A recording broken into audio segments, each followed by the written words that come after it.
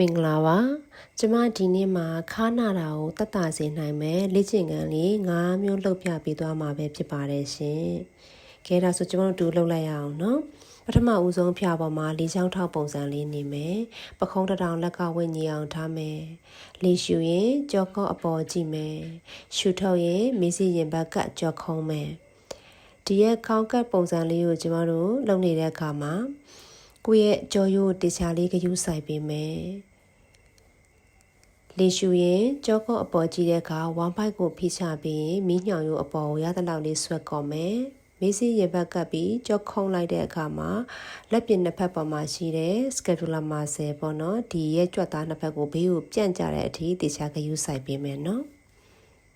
ပြီးကျမတို့နောက်တစ်မျိုးဆက်သွားမယ်အနောက်ဖက်နှောင်းပေါ်မှာထိုင်ရှာမယ်နှစ်ဖူးကျမ်းပြင်ရှာလိုက်မယ်ပြီးရင်ရှေ့ကိုလေးချောင်းထောက်ပုံစံလေးပြန်လာမယ်အနောက်အရှိ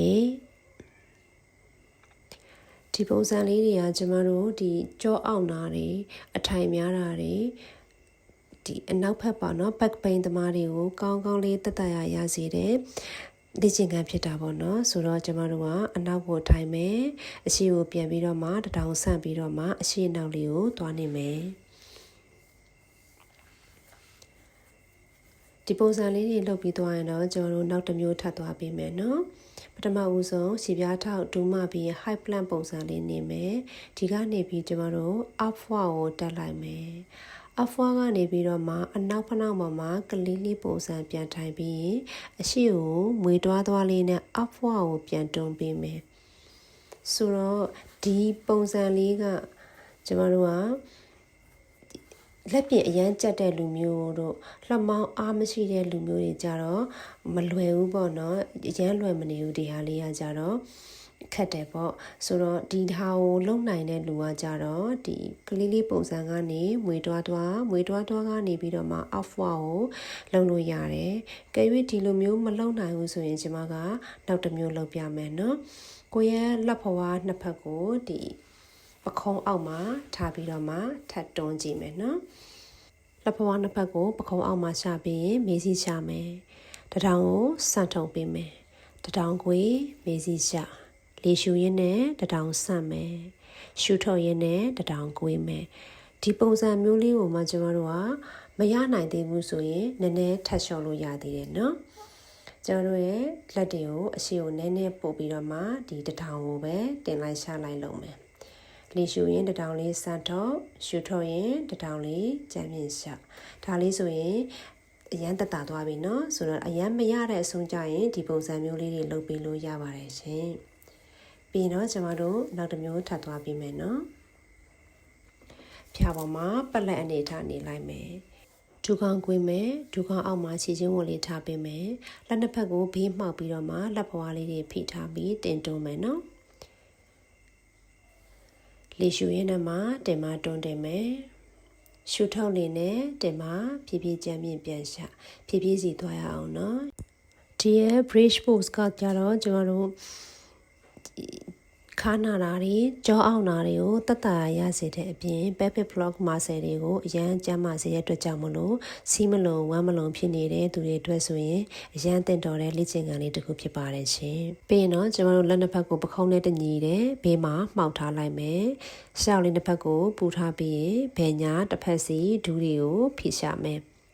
အပေါ်မှာထားတဲ့လက်ဖွားလေးတွေကိုတေချာဖိထားမယ်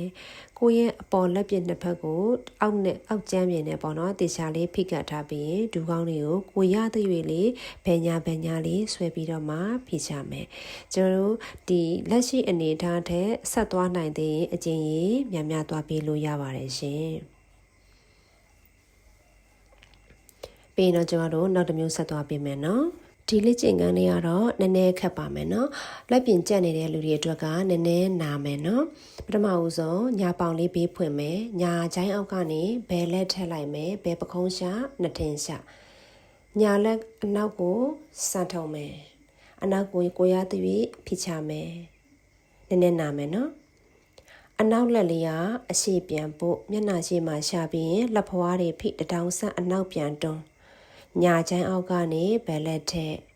အနောက်ပြန်ပြီးတော့မှဆွဲဖိချမယ်ရသလောက်လေးဖိချမယ် အရှိပြန်လာမယ်တထောင်ဆန်အနောက်တွန်း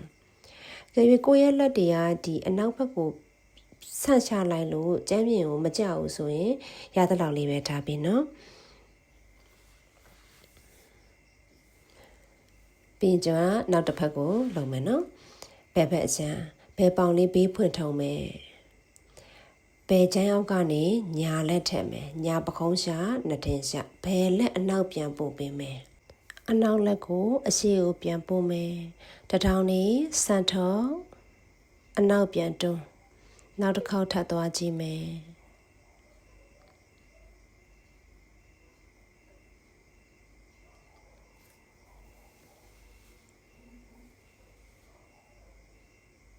အနောက်ကိုစမ်းထုတ်ထားတဲ့လက်လေးတွေအရမ်းနာနေရင်ဒီပခုံးရဲ့အောက်ဘက်ကနေခေါင်းပျော့ပျော့လေးတွေခံပေးထားလို့ရပါတယ်နော်